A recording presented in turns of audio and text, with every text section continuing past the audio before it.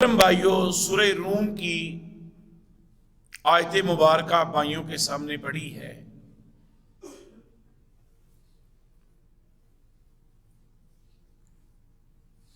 آج جن حالات کے اندر ہم زندگی بسر کر رہے ہیں، محترم بھائیوں، اس میں دو صورتیں ضرور موجود ہیں۔ دو میں سے ایک یا تو اللہ کی آزمائش ہے ہمارے اوپر، دوسری یا اللہ کی پکڑ ہے۔ اللہ کی آزمائش اپنے نیک بندوں پر آیا کرتی ہے، متقین پر آیا کرتی ہے، اللہ کے پسندیدہ لوگوں پر آیا کرتی ہے۔ اس کی بے شمار مثالیں ہمارے پاس موجود ہیں۔ ایک حدیث میں آتا ہے، اللہ کے نبی جناب محمد رسول اللہ صلی اللہ علیہ وسلم فرماتے ہیں کہ سب سے زیادہ جن پر آزمائش آئی، فرمایا وہ انبیاء ہیں، اور کائنات میں سب سے زیادہ اللہ کو جو عزیز ہیں وہ بھی کون ہیں؟ انبیاء ہیں۔ اس لیے اللہ نے سب سے زیادہ ان کو آزمایا ہے، ان پر آزمائش آئی ہے۔ پھر اس کے بعد درجہ بدرجہ جتنا کوئی اللہ کے زیادہ قریب ہے، اللہ نے اس کو آزمایا ضرور ہے۔ دوسری صورتحال یہ ہے کہ جو اللہ کے باغی ہوتے ہیں، جو اللہ کی حدود کو پامال کرنے والے ہوتے ہیں، اب دوسرے لفظوں میں یہ بھی کہہ سکتے ہیں جو اپنے رب کو، اپنے مالک کو بھول چکے ہوتے ہیں، ان لوگوں پر اللہ کی پکڑ آتی ہے۔ آج میرے محترم بھائیوں، ہم نے موازنہ کرنا ہے کہ کیا ہم آزمائش کے اندر ہیں یا پکڑ کے اندر ہیں۔ آزمائش کی ایک موٹی سی علامت یہ بھی ہے کہ جب آزمائش آتی ہے تو بندہ اپنے اللہ کے زیادہ قریب ہوتا ہے، اس کی عبادت میں خشوع و خضوع بڑھ جاتا ہے، وہ اللہ کے ساتھ تعلق زیادہ جوڑ دیتا ہے، وہ اللہ سے حاجات و مناجات، اس کی التجائیں بڑھ جاتی ہیں، تقوی و پرہیزگاری زیادہ آ جاتی ہے۔ اگر تو میرے محترم بھائیوں ہماری کنڈیشن یہ ہے تو پھر ہم آزمائش میں ہیں، اور پھر ہم یہ بھی کہہ سکتے ہیں کہ ہم اللہ کے مقرب لوگ ہیں جن کو اللہ آزما رہا ہے۔ اور اگر معاملہ اس کے الٹ ہے، ہمارے حالات بھی تنگ سے تنگ ہوتے گئے، ہماری مشکلات، ہمارے مصائب بھی بڑھتے گئے،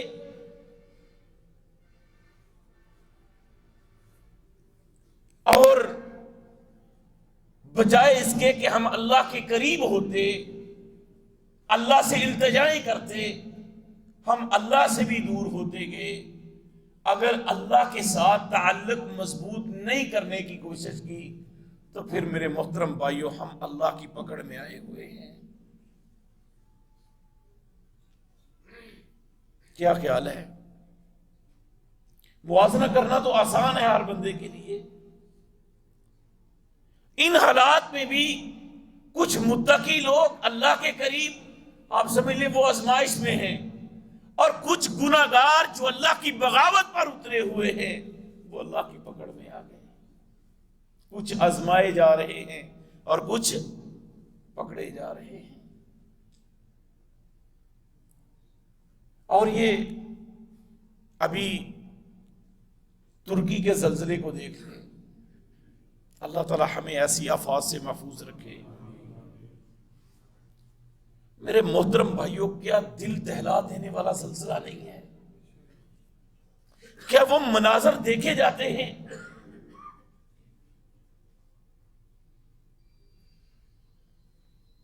کیا وہ معصوم بچے جو ملبے کے نیچے دبے ہوئے ہیں،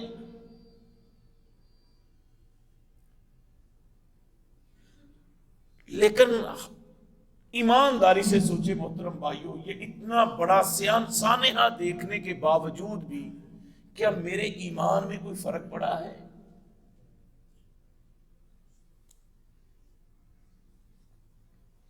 یہ زلزلے کیوں آ رہے ہیں؟ کبھی ملکوں کے ملک سیلاب کی زد میں بہہ جاتے ہیں، کبھی زلزلے آ رہے ہیں، اتنی مضبوط بلڈنگیں، بڑے بڑے ٹنوں کے حساب سے سریا ڈالا ہوا ہے. اللہ کی قسم، میرے رب کا ایک جھٹکا، یہ بھی اللہ کے لشکروں میں سے ایک لشکر ہے، کوئی برداشت بلڈنگ کر سکی ہے؟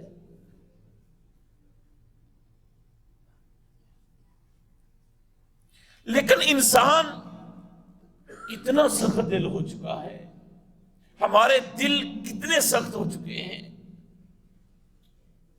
ہم اپنے رب سے کتنا دور ہو چکے ہیں.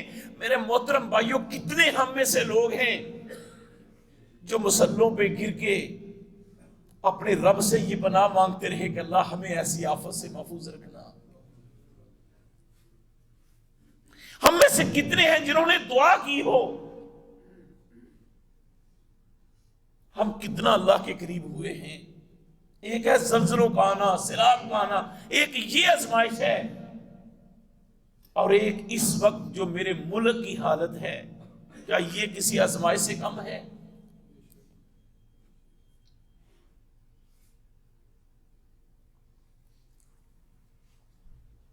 سمجھ نہیں آتی میرے محترم بھائیوں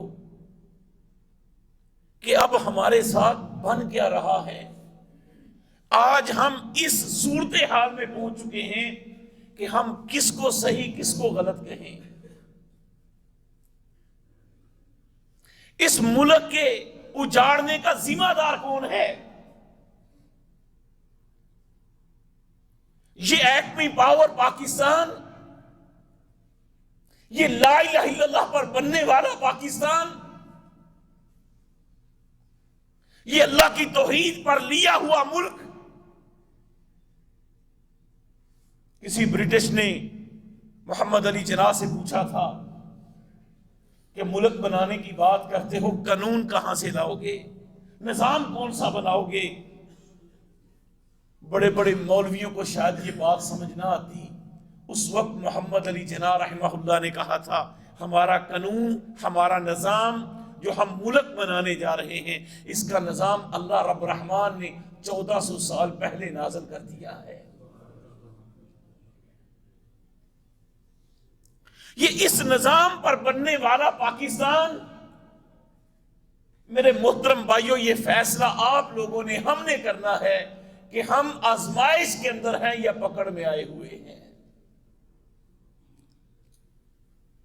اللہ رب العالمین فرماتے ہیں، ظہر الفساد فی البر والبحر بما کسبت ایدی الناس. یہ جو زمین کے اوپر فساد برپا ہوتا ہے، سمندروں میں طغیانی آتی ہے، یہ جو بڑے بڑے سونامی آتے ہیں، یہ جو پانی کا بہاؤ ہوتا ہے، یہ جو علاقوں کے علاقے پانی بہا کے لے جاتا ہے، یہ جو زلزلوں کا آنا ہے، فرمایا بما کسبت ایدی الناس، فرمایا یہ صرف لوگوں کے اپنے ہاتھوں کے عملوں کی وجہ سے، ان کی اپنی کمائی کا نتیجہ ہے. یہ اللہ ظلم نہیں کر رہا ہم پر، یہ ہمارے کالے کرتوتوں کا نتیجہ ہے. اللہ رب العالمین فرماتے ہیں یہ اس لیے ہوتا ہے، اللہ کہتا ہے میں یہ چاہتا ہوں لِيُذِيقَهُمْ بَعْضَ الَّذِي، اللہ کہتا ہے بعض لوگوں کو میں اس طرح کے جھٹکے لگا کے ان کو یہ مزہ چکھاتا ہوں. دوسرے لوگ دیکھ رہے ہوتے ہیں کہ کتنے گھر اجڑ گئے، کتنی بستیاں تباہ ہو گئیں، کتنے مکان مسمار ہو گئے، کتنے شہر تباہ ہو گئے، کتنے لاشیں اٹھانے پڑے. فرمایا یہ کچھ لوگوں پر میری پکڑ آتی ہے، اللہ کا عذاب آتا ہے، اللہ کی آزمائش میں یہ کچھ لوگ آتے ہیں، اور اللہ رب العالمین فرماتا ہے یہ اس لیے ہوتا ہے لیذیقہم، تاکہ میں ان کو چکھاؤں بعض الذی، فرمایا بعض لوگوں کو اللہ اس طرح کرتا ہے، کیوں؟ فرمایا اس لیے الذی عملوا لعلہم یرجعون، شاید کہ وہ اپنے عملوں کو سیدھا کر لیں، شاید کہ وہ میری طرف رجوع کر لیں، شاید کہ وہ میری طرف لوٹ رہے ہیں، گناہوں کو چھوڑ دیں، میری بغاوت سے باز آ جائیں۔ آج ہمارا ملک دیوالیہ ہونے پہ ہے، احتیاطاً ہم ویسے یہ لفظ یوز کرتے ہیں، ورنہ ہمارے پاس رہ کیا گیا ہے؟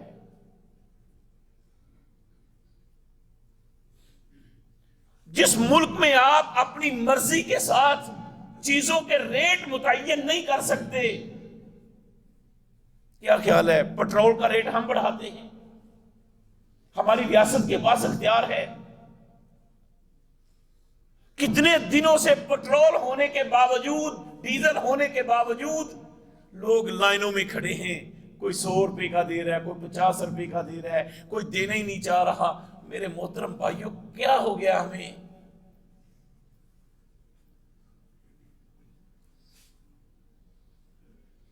کہاں پر بیٹھے ہوئے ہیں؟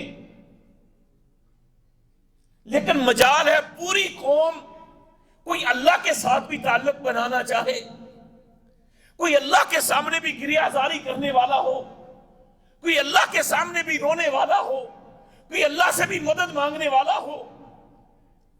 کچھ لوگ پی ٹی آئی پر امیدیں لگا کے بیٹھے ہیں، وہ بہتر کرے گی، کچھ کہتے ہیں نون لیگ کو اگلا دور ملے گا، وہ بہتر کرے گا، کچھ کہتے ہیں پیپلز پارٹی آئے گی، وہ صحیح کر دے گی۔ جس نے نظام صحیح کرنا ہے اس کی طرف کوئی لوٹنا ہی نہیں چاہ رہا، جس کے پاس کل اختیارات ہیں کوئی اس سے مانگنے نہیں چاہ رہا۔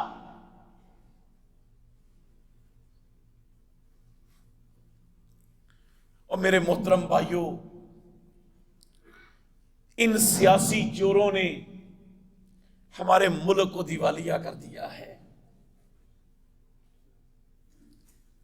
میں پرسوں ایک افریقی کی بات سن رہا تھا، بڑا کمال کا، سمجھ تو نہیں لیکن ٹرانسلیشن اردو میں آئی تھی، میں ساتھ پڑھی میں نے، اس نے بڑی کمال کی بات کی، کہتے ہیں چور 2 قسم کے ہوتے ہیں،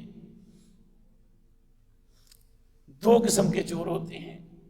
ایک چور آپ کا مال چراتا ہے، زیور چرا لیتا ہے، لوگوں کی جیبیں کاٹ لیتا ہے، لوگوں کے گھر چرا لیتا ہے۔ ایک سیاسی چور ہوتا ہے، وہ لوگوں کا کیریئر چراتا ہے، مستقبل چراتا ہے، تعلیم اور صحت چھین لیتا ہے، وہ بچوں کا مستقبل تباہ کر دیتا ہے۔ ہمیں دونوں قسم کے چوروں سے واسطہ پڑا ہوا ہے۔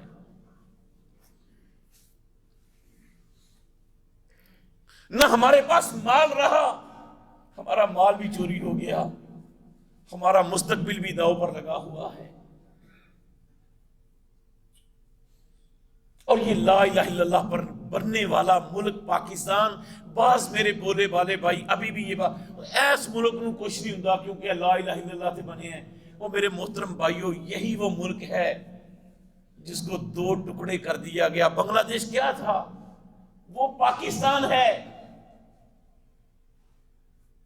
کل بنگلہ دیش توڑ دیا گیا، آج بلوچستان، خیبر پختونخوان، اس کے توڑنے کی باتیں ہو رہی ہیں، اور ہم ابھی بھی اسی بات پر بیٹھے ہو، اس ملک نو کچھ نہیں ہوندا، دیمک کی طرح کھا رہے ہیں ہمارے ملک کو۔ اسے آپ آزمائش سمجھیں یا اللہ کی پکڑ سمجھیں، ہے ہماری وجہ سے۔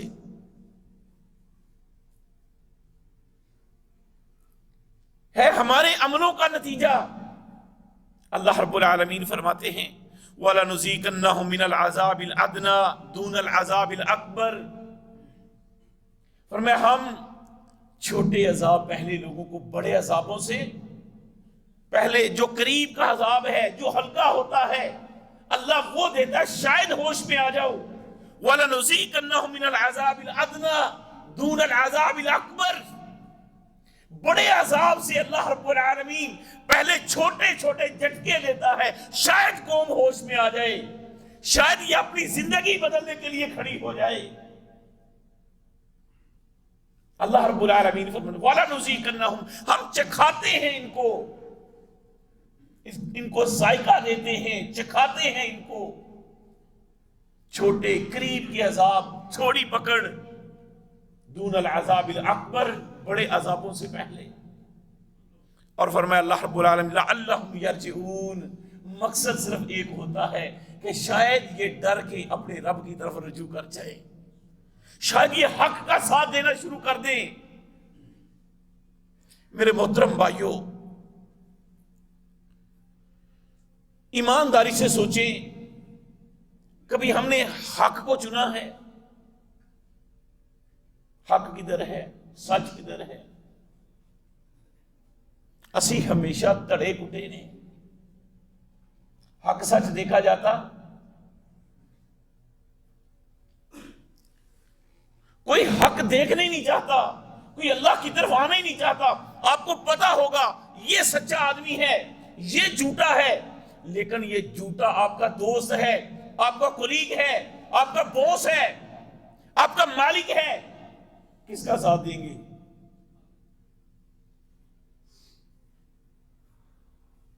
یہی حال ہماری سیاست کو دیکھ لیں. ہمیں پتا ہے یہ بندہ شرابی بھی ہے، زانی بھی ہے، بدکار بھی ہے، کرپٹ ترین ہمارے معاشرے کا آدمی ہے، لیکن ہم اس کے ساتھ کھڑے ہوتے ہیں کہ نہیں؟ اس کی تصویر کے ساتھ اپنی چھوٹی سی تصویر لگا کے ساتھ ایک لفظ لکھا جاتا ہے چیف سپورٹر، میں اس کا چیف سپورٹر ہوں. پتہ ہے کرپٹ آدمی ہے. کون حق دیکھتا ہے؟ اور یہی ہماری حالت میرے محترم بھائیوں. آپ موازنہ کر کے دیکھیں مکہ المکرمہ کی عوام کے ساتھ. نبی کے چچے کلمہ کیوں نہیں پڑھا تھا؟ مسلمان کیوں نہیں ہوئے؟ کنبہ قبیلہ تھا، خاندان اپنا تھا. بڑے اعزاز کی بات یہ اللہ کی قسم کہ ان کے خاندان میں رب رحمان نے ایسا پیغمبر عطا کیا کہ 1,24,000 نبیوں میں سے کوئی اس نبی کے پلے کا نہیں تھا، کوئی برابری کا نہیں تھا. اللہ رب العالمین نے پوری کائنات کا رسول بنا کر بھیجا، اور اس سے بڑا اعزاز یہ تھا کہ آپ کے بعد کوئی دوسرا نبی بھی نہیں آئے گا. خاتم النبیین کا تاج محمد رسول اللہ کے سر پہ پہنا کے بھیجا. یہ چھوٹا اعزاز تھا. اللہ کی قسم پھر سید البشر کہا، سید الولد آدم کہا. بڑے سے بڑے اعزاز رب رحمان نے اپنے پیغمبر کو عطا کیے. چاہیے تو یہ تھا کہ ساری قوم، نبی کی برادری، آپ کا قبیلہ، آپ کا کنبہ، آپ کے چچے تائے پورے سپورٹ کرتے. ہم اپنے بھتیجے کے ساتھ ہیں. اللہ نے ہمیں یہ اعزاز دیا ہے. کیا خیال ہے ایسا ہوا تھا؟ ایک چچا بستر مرگ پر پڑا ہوا ہے. اللہ کے نبی جناب محمد رسول اللہ صلی اللہ علیہ وسلم کہتے ہیں چچا جان آخری لمحات ہیں، نزع کا عالم ہے. کہتے ہیں چچا جان قل لا الہ الا اللہ، چچا جان کلمہ پڑھ دو، اللہ کی توحید کی گواہی دے دو، میری رسالت کو مان لو. چچا کیا کہتا ہے؟ تیرا دین سچا ہے، تیری بات سچی ہے، لیکن میں کلمہ پڑھوں گا نہیں پڑھوں گا، لوگ کیا کہیں گے؟ موت کے ڈر کی وجہ سے ابو طالب نے باپ دادا کے دین کو چھوڑ دیا، دنیا سے چلا گیا، پر دڑا چھڑیا. محترم بھائیوں، کل بھی یہی بات تھی. لوگ اپنے اپنے دڑوں میں تھے، دڑا چھوڑنا مشکل تھا، لوگوں کی باتوں کا مسئلہ تھا. آج بھی اللہ کی قسم ہمیں پتا ہوتا ہے یہ بندہ غلط ہے. کیا خیال ہے غلط بندے کی سپورٹ کرنی چاہیے؟ ہم چیف سپورٹر ہوتے ہیں، حق کا ساتھ نہیں دیتے. میں کسی ایک پارٹی کے بندے کی بات نہیں کرتا، لیکن اللہ کے لیے دیکھیں حق پر کون ہے اور میں کس کے ساتھ کھڑا ہوں. اللہ رب العالمین نے ہمارے لیے قانون بنایا ہے، تعاونوا علی البر والتقوی ولا تعاونوا علی الاثم والعدوان۔ فرمایا لوگوں کے ساتھ اچھے کاموں میں تعاون کیا کرو۔ یہ آواز ذرا مٹھی کرو تھوڑی ساری، آواز شکر دے رہے۔ تعاونوا علی البر والتقوی، لوگوں کے ساتھ تعاون نیکی کے کاموں میں، تقوی کے کاموں میں کرو۔ ولا تعاونوا علی الاثم والعدوان، برائی کے کاموں میں، گناہ کے کاموں میں تمہارا تعاون ہونا چاہیے۔ پورا ملک لوٹ کے کھا گئے، ہم ان کے لیے لڑتے ہیں، اپنوں سے دور ہو جاتے ہیں۔ میں بات کر رہا تھا، وہ بات میری یاد ہی ہوئی تھی جو افریقی نے کہی۔ کیا کہتا ہے؟ دو قسم کے چور ہیں۔ کہتا ہے ان کی اگلی کیٹیگری کیا ہے؟ کہتا ہے جو مال چرانے والا چور ہوتا ہے نا، فرمایا لوگ اس کے ساتھ لڑتے ہیں۔ جو مال چراتا ہے لوگ اس کے ساتھ لڑتے ہیں اپنا مال بچانے کے لیے۔ اور جو سیاسی چور ہوتا ہے، جو کیریئر تباہ کرتا ہے، جو تعلیم اور صحت چھین لیتا ہے، کہتا ہے فرق یہ ہے کہ روپے پیسے کے چور کے ساتھ لوگ لڑتے ہیں، اور جو سیاسی چور ہے لوگ اس کے لیے لڑتے ہیں۔ کیا خیال ہے؟ ایسا ہی نہیں ہے؟ ان کا حوصلہ ہم بڑھاتے ہیں۔ اور مزے پر کہتے ہیں چور صاحب نے ماشاءاللہ کمال کر دیا اس دفعہ، تو بڑا پیسہ کمایا اس دفعہ، کوئی پوچھنے گھچنے والا نہیں تھا، ادارے سارے بند کر دیے گئے تھے، قانون بنایا گیا تھا کہ اتنے کروڑ سے نیچے کوئی کرپشن کرے گا تو کوئی پوچھنے والا، اس پہ کوئی قانون نہیں ہے۔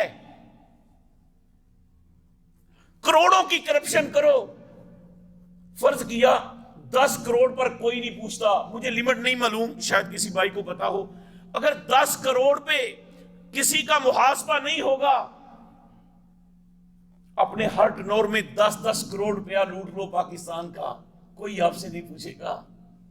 کیسا قانون ہے؟ اور یہاں تندور سے روٹی چرانے والے کو مار مار کے بھوسا بنا دیا جاتا ہے، جو صرف 10 15 20 روپے کی بھوک کی وجہ سے روٹی چراتا ہے۔ کیا خیال ہے محترم بھائیو؟ یہ جو اللہ کی پکڑ آئی ہوئی ہے، اس میں ہمارا بھی کوئی کردار ہے کہ نہیں؟ ہم نے اللہ رب العالمین کا ایک اور قانون ہے، اللہ کہتے ہیں سچے لوگوں کے ساتھ ہو جاؤ، وَكُونُوا مَعَ الصَّادِقِينَ، سچے لوگوں کے ساتھ ہو۔ کیا خیال ہوتے ہیں؟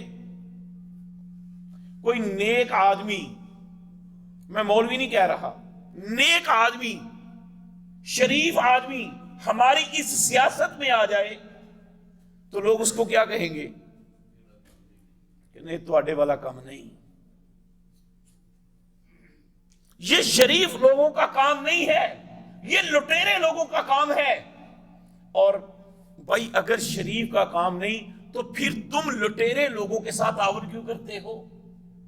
پھر بدماشوں کے چیف سپورٹر کیوں بنتے ہو؟ آج میرے محترم بھائیوں، ہمارے اعمال کی وجہ سے، ہماری بد اعمالیوں کی وجہ سے، ہمارے غلط سسٹم کی وجہ سے، ہماری غلط تربیت کی وجہ سے، ہم ناآشنا ہونے کی وجہ سے، میرے محترم بھائیوں آج ہم اللہ کی پکڑ میں آئے ہوئے ہیں۔ ہمارا ملک اس کی لپیٹ میں آیا ہوا ہے۔ اللہ سے دعا کریں، اللہ کی قسم یہ وقت ہے ہم اپنے رب کی طرف رجوع کریں، لعلہم یرجعون۔ آج یہ جو سختی کا پہرا ہے ہمارے اوپر، اللہ رب العالمین ایک اور مقام پر فرماتے ہیں وَلَنَبْلُوَنَّكُمْ بِشَيْءٍ مِّنَ الْخَوْفِ وَالْجُوعِ وَنَقْصٍ مِّنَ الْأَمْوَالِ وَالْأَنفُسِ وَالثَّمَرَاتِ۔ اللہ کہتے ہیں ہم آزماتے ہیں۔ کیسے؟ فرمایا ہم ان کو خوف سے، دیوالیہ ہونے کا ڈر دیں گے، خوف آئے گا ان کو، کبھی بلیک لسٹ ہونے کا، کبھی دیوالیہ ہونے کا، کبھی لوگوں کا ہم سے دور ہونے کا۔ ہمارا بنے گا کیا؟ والجوع، فرمایا بھوک کا۔ یہ بھی اللہ کی آزمائش آئے گی۔ آج माड़ा बंदा समोसा लैके खा लेंदे ही, हूं तो भी लेना औखा हो गया यार। 40-50 रुपए का। परसों हमारे दोस्त से कुछ हम ये सैदपुर की तरफ गए, 70 रुपए का समोसा उस बाबे ने दिया। कोई किसको क्या कहेगा? गरीब कहां जाएगा? ये अल्लाह की तरफ से है मेरे मोहतरम भाइयों, याद रखना। वलनबलुवन्नकुम बिशैइम मिनल खौफि वल जू। भूख है। अब दुकानों पे बैठ के देखें, किसी हजाम की दुकान पे बैठे, लोग तबसरे कर रहे होंगे, यार आटा बड़ा महंगा हो गया है। भाई हमने तो 2200 रुपए मन गंदम बेची थी, आज आटा 5000 रुपए मन कैसे हो गया? गंदम भी हमारे मुल्क की है, काश हमने खुद की थी। हमसे 2000 रुपए 2200 रुपए मन लेके हमें 5000 रुपए मन आटा मिल रहा है। क्या ये अल्लाह की तरफ से आजमाइश नहीं है?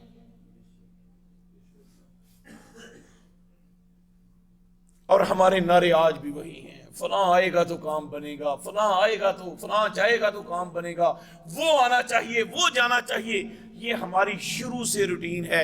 एक दौर पीपल्स पार्टी का, एक अगला दौर नून लीग का आएगा, फिर वो आएगा, फिर वो जाएगा। हाँ मेरे मोहतरम भाइयों, 70-75 साल इन्हीं अदवार में हमने गुजार दिए और आज मुल्क इस पोजीशन पर खड़ा है।